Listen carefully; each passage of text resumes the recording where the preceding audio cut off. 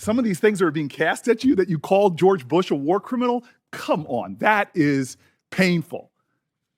Especially because, as you said, the brief change, these are names that you have to put in. And we're talking about a real issue that goes to the core of our values, torture. Barack Obama was named once Bush left office. There is an absurdity to this that is, it is almost comical if it was not so dangerous. Because the next time a judge comes before us on the right or the left that has a body of work like you do, gosh, one of the some performance artists on our side could pull out one of the cases where they were below the sentencing guideline. Say, for example, it was on something like as horrific as rape that we all agree is horrific. And they can suddenly put themselves as the defense. How dare we put someone who's soft on crime? Well, are you soft on crime? God bless America. I got this great text. I've become really good friends with the folks at the FOP from my negotiations. And this was my favorite text. You all got to get this. I think my brother Kennedy might get a kick out of this. He goes, things that are uncountable, stars in the sky, grains of sand on the beach, and the number of times Democrats will mention that the FOP endorsed Judge Jackson in this hearing. But let me mention it again. Just in case my people say you're rough on crime folks really want to try to make that stick. You were endorsed by the largest organization of rank and file police officers. You were endorsed by the bosses, the largest organization of chiefs of police. And you were endorsed by Noble, who I hope people find out more about that organization. You got uncles that are officers. You got a brother, not just an officer, who went to serve after 9/11. Your family's not soft on terrorism. He went out there to capture and kill and defend this country from terrorists. I actually sitting back here and finding this astonishing, but then I do my homework. I love that my colleague brought up Constance Baker Motley. You know, when she was getting to the floor of the Senate, they were trying to stop her with outrageous accusations. You know what the accusation was back then? She was a communist. Dragging up stories, trying to throw anything that they might stick. But this is what you and I know.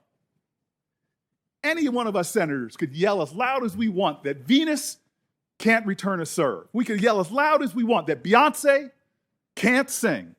We could yell as much as we want that astronaut Mae Jemison didn't go all that high. But you know what? They got nothing to prove. As it says in the Bible, let the work I've done speak for me. Well, you have spoken. You started speaking as a little girl, watching that man right there try to raise a family and study law while your mama supported everybody. You spoke in high school when you started distinguishing yourself. And you know what you said when they told you you couldn't go to Harvard? Watch me. I went to law school. I didn't serve on the law review. You did. I didn't clerk at every level of the federal court. You clerked for a Supreme Court justice, one widely respected on both sides, which really shaped you. You left there and you went to private practice, and you know what you found? This is what you told me.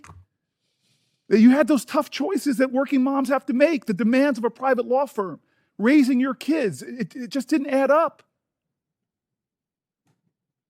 You went before the Senate 3 times in a bipartisan manner. God bless America. We don't do that much stuff bipartisan around here. You went to become a public defender because you wanted to understand all aspects of the law. Who does that? We live in a society that's very materialistic sometimes, very, very consumeristic. You went into, do people become public defenders for the money? No. Your family and you speak to service, service, service. And I'm telling you right now, I'm not letting anybody in the Senate steal my joy. I told you this at the beginning. I'm embarrassed. It happened earlier today. I just look at you and I start getting full of emotion. I'm jogging this morning and I'm at the end of the block I live on. And I get terrified because I put my music on loud when I'm jogging, trying to block out the noise of the heart attack I'm having.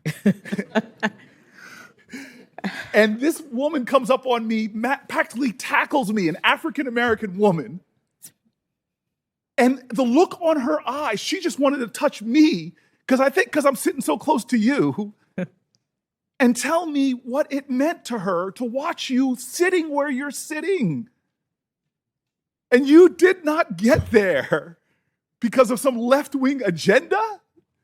You didn't get here because of some dark money groups. You got here how every black woman in America who's gotten anywhere has done, by being like Ginger Rogers said, I did everything Fred Astaire did, but backwards in heels. And so I'm just sitting here saying, nobody's stealing my joy. Nobody's going to make me angry, especially not people that are called in a conservative magazine demagoguic for what they're bringing up that just doesn't hold water. I'm not going to let my joy be stolen because I know you and we appreciate something that we get that a lot of my colleagues don't. I know Tim Scott does. When I first came to this place, I was the fourth black person ever popularly elected to the United States Senate. And I still remember a lot of mixed people, white folks, black folks work here, but at night when people are in line to come in to clean this place, the percentage of minorities shift a lot. And so I'm walking here, first week I'm here, and somebody who's been here for decades doing the urgent work of the Senate, but it's the unglamorous work that goes on no matter who's in offices. The guy comes up to me, all he wants to say, I can tell, is, I'm so happy you're here. But he comes up and he can't get the words out. And this man, my elder, starts crying. And I just hugged him. And he just kept telling me, it is so good to see you here. It's so good to see you here. Thank you, thank you, thank you. I love my brother, Tim Scott. We could write a dissertation on our disagreements. He gave the best speech on race. I wish I could have given good of a speech. But talking to the challenges and indignities that are still faced. And you're here. I was in the White House with my Democratic colleagues, and I'm in my joy. I can't help it. and the president's asking our advice, who should we nominate and whatever. And I look at Kamala and we have a knowing glance, which we've had for years when she and I used to sit on this end of this committee at times. And then I try to get out to the president what it means. What it means.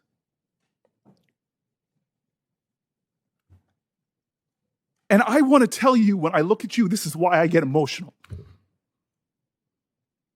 I'm sorry, you're a person that is so much more than your race and gender. You're a Christian, you're a mom, you're an intellect, you love books. But for me, I'm sorry, it's hard for me not to look at you and not see my mom, not to see my cousins, one of them who had to come here and sit behind you. She had to have your back. I see my ancestors and yours. Nobody's going to steal the joy of that woman in the street or the calls that I'm getting or the texts. Nobody's going to steal that joy. You have earned this spot. You are worthy. You are a great American. Your hero is Constance Baker Motley. Mine, she has sat on my desk for my offices that I've held. She's my icon of America. Her name is Harriet Tubman.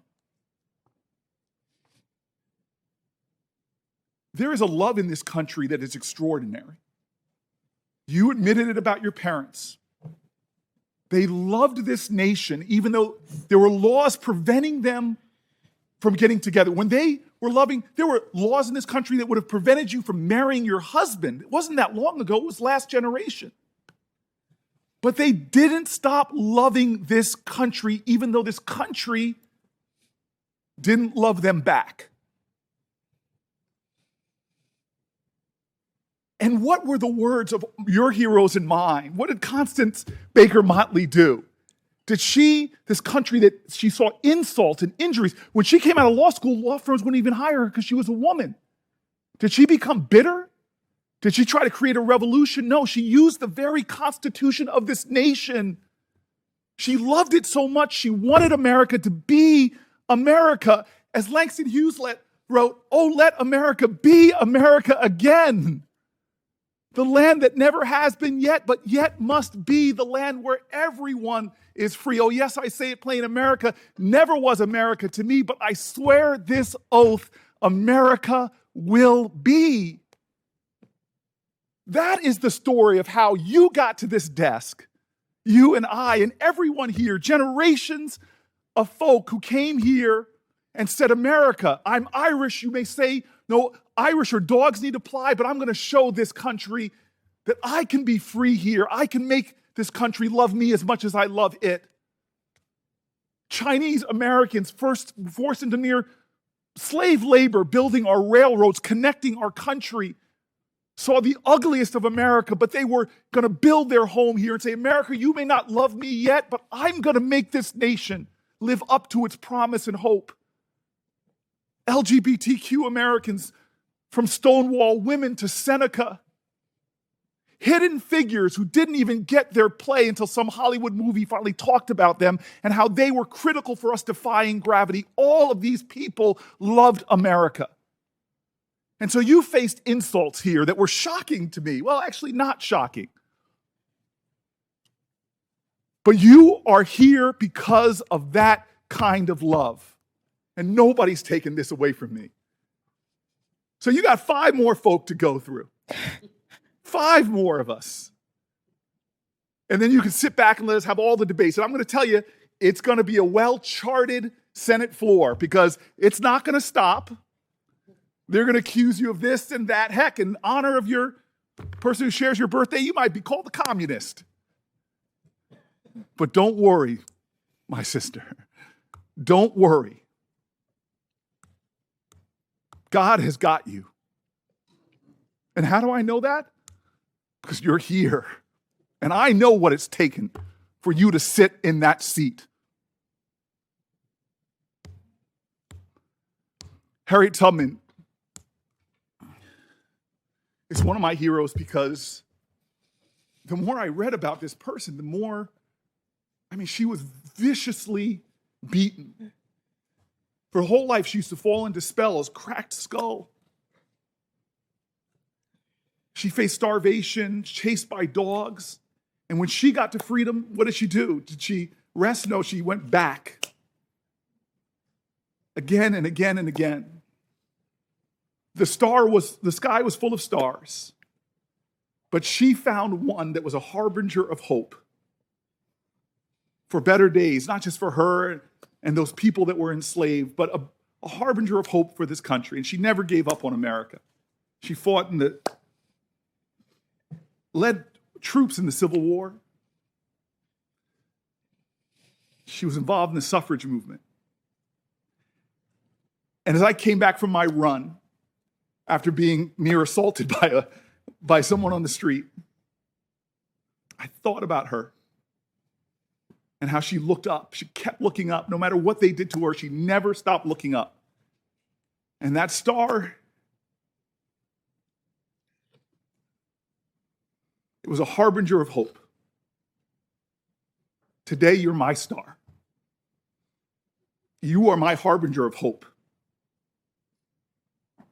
This country is getting better and better and better. And when that final vote happens and you ascend onto the highest court in the land, I'm going to rejoice. And I'm going to tell you right now, the greatest country in the world, the United States of America, will be better because of you. Thank you.